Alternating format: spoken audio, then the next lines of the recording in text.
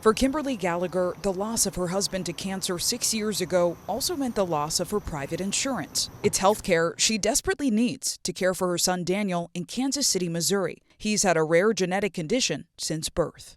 Well, Daniel's a little different than the typical person with Prader-Willi syndrome. He's lower functioning and he's nonverbal because of the autism. Daniel is now 31.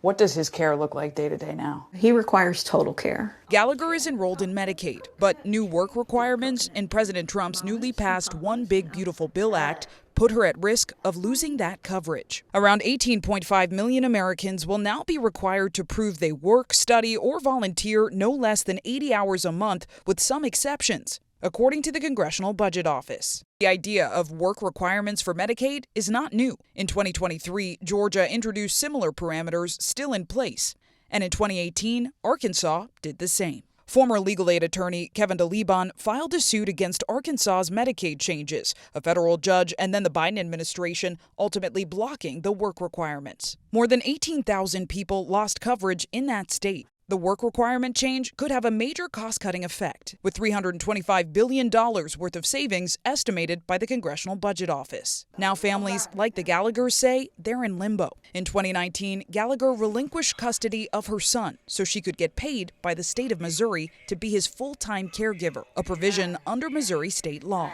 Just the act of going into court and, declaring that you're giving up your son, and I'm sorry. No, it's okay. Today, she fears she'll lose even more. This bill is set to be signed by President Trump in the Oval Office. You've supported him in the past. If you could talk to him right now, what would you say? I want to know what he was thinking. The politicians say that Medicaid is not going to be affected except for the people who, supposedly are cheating the system.